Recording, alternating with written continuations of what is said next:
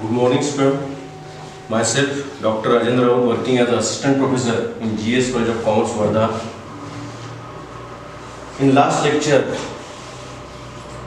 we discussed the theoretical part of amalgamation. What is amalgamation? What are the advantages? What are the objectives of amalgamation? After that, we will move towards journal entries. In earlier lecture, we have discussed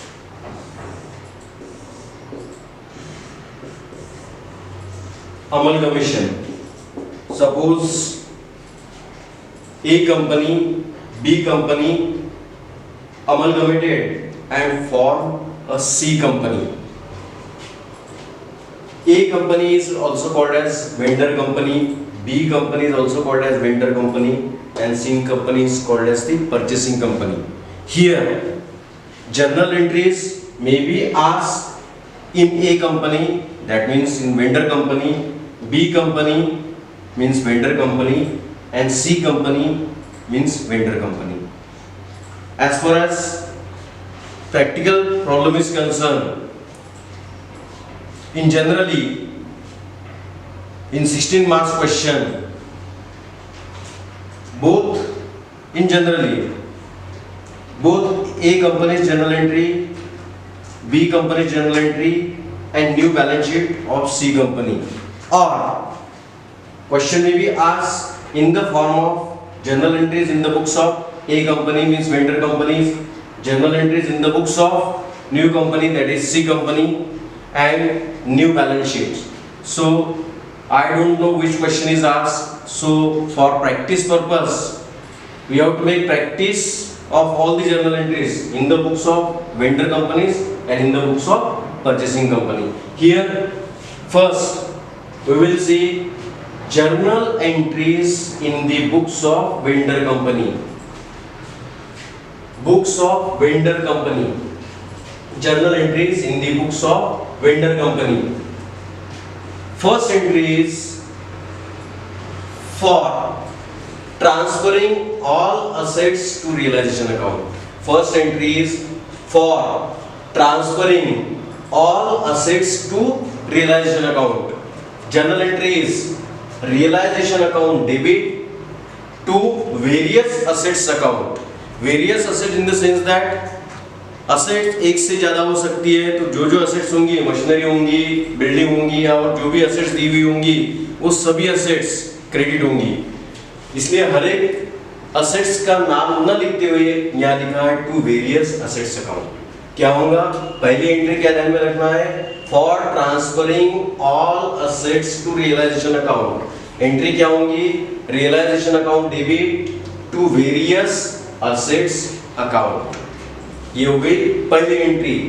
जैसे ही asset transfer किया, दूसरी entry for transferring external liabilities taken over by purchasing company to realisation account. एक बार फिर से देख लो, for transferring external liabilities taken over by purchasing company to realisation account. तो एंट्री क्या होंगी? liabilities account debit to realization account. क्या एंट्री ध्यान में रखना है? liabilities account debit to realization account. उसके बाद में entry number 3 for purchase consideration due, या फिर उसको रिसीवेबल बोलेंगे. एक तो आप ड्यू बोलिए या फिर रिसीवेबल बोलिए, कौन सा भी एक word. Both this words are synonymous, तो ऐसा पकड़ के चलेंगे कि for purchase consideration due. Purchase consideration due है, इसकी entry purchasing company account debit, जो भी परचेसिंग कंपनी होंगी उसके नाम से डेबिट टू रियलाइजेशन अकाउंट, यानी रियलाइजेशन अकाउंट क्रेडिट. फिर से एक बार देखते हैं. फॉर परचेस कंसिडरेशन ड्यू, या जिसको बोल सकते हैं आप receivable, purchasing company account debit, purchasing company का जो भी नाम रहेगा उसके नाम से debit to realisation account credit. उसके बाद में purchase for receipt of purchase consideration, पहले purchase consideration due, purchase consideration due है, परचेस कंसिडरेशन रिसीव्ड, तो परचेस कंसिडरेशन की रिसीव्ड की एंट्री बैंक अकाउंट डेबिट, यहां क्रॉस कर देते हैं,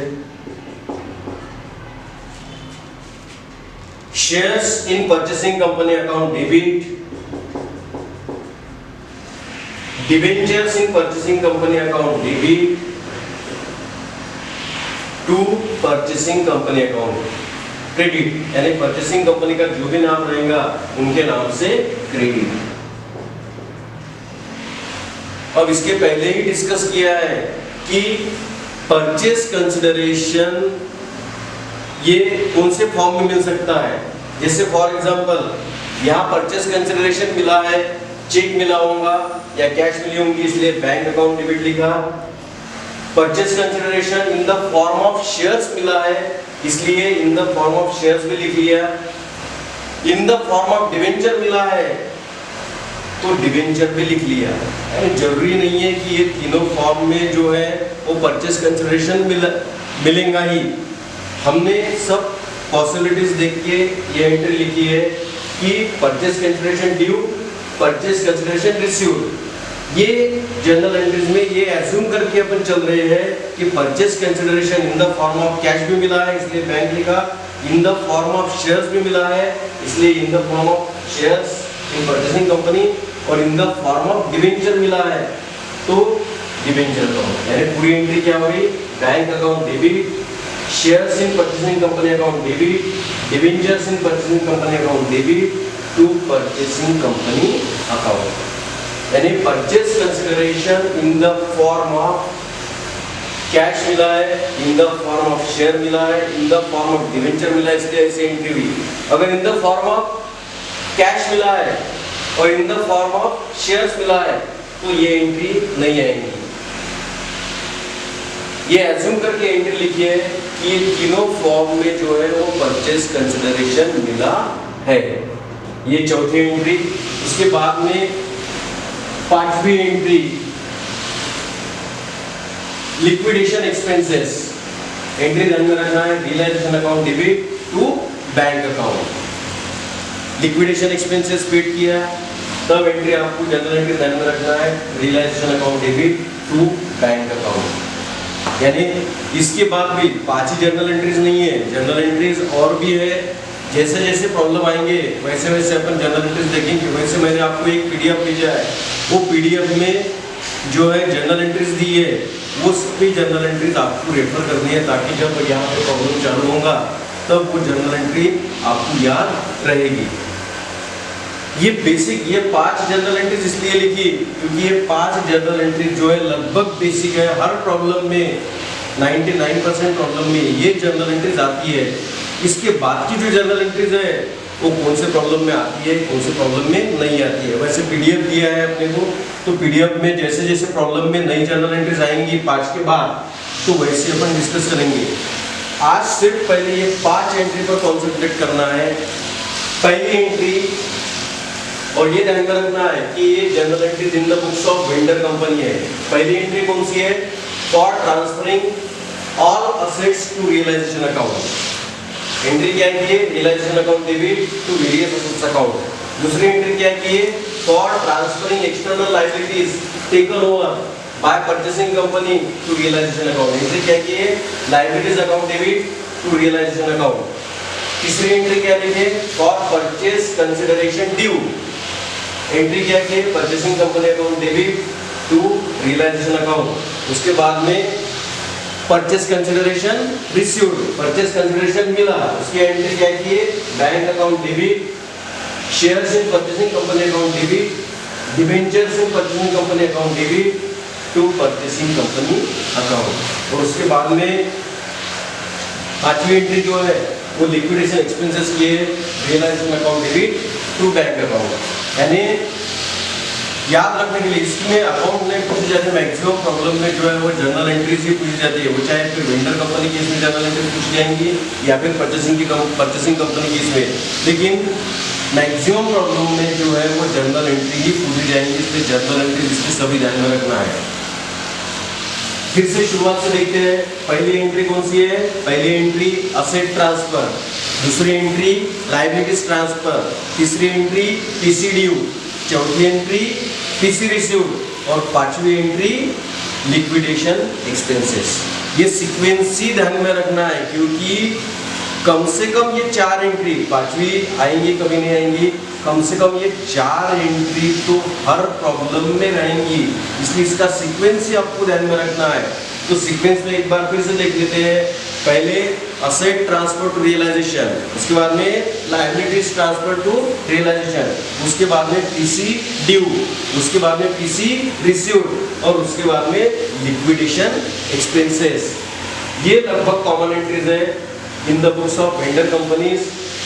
वैसे ही जनरल एंट्रीज देखना है in the books of purchasing company, यानी ए और बी अमलगमेंट हुई, ए और बी हो गई वेंडर कंपनी और सी हो गई परचेसिंग कंपनी। तो इनमें लगभग 3 एंट्री आ सकती है। ध्यान देना है, पहली general entry in the books of purchasing company, number 1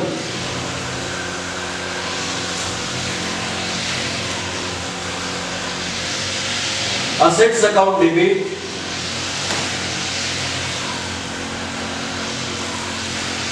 goodwill account debit, to liabilities account, to liquidators of vendors company account, to capital reserve account।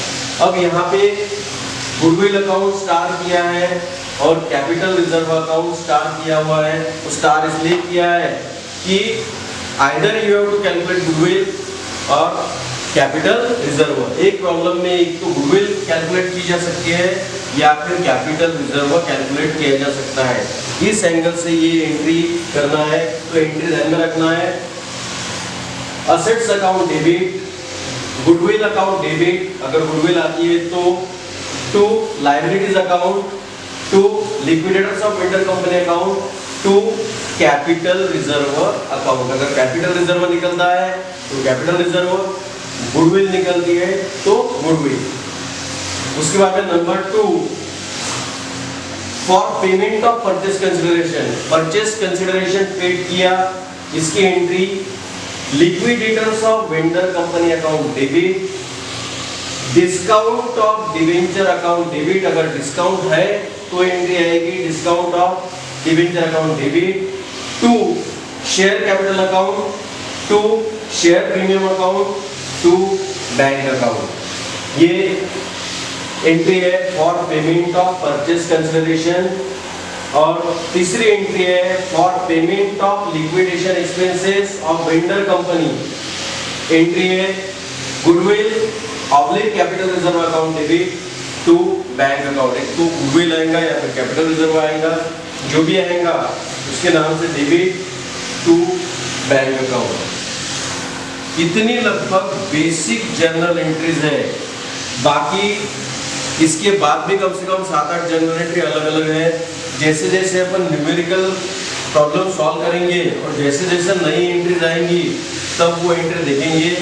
लेकिन ये जो लिखी है इतनी बेसिक एंट्री है, हर प्रॉब्लम में चाहे कौन सा भी प्रॉब्लम रहे, बाकी एंट्री कुछ भी रहे, तो ये बेसिक जनरल एंट्री आएंगी। इसलिए इसका सीक्वेंस जो है एकदम ध्यान में रखना है अपने को, क्योंकि ये जनरल एंट्री आएंगी ही आएंगी।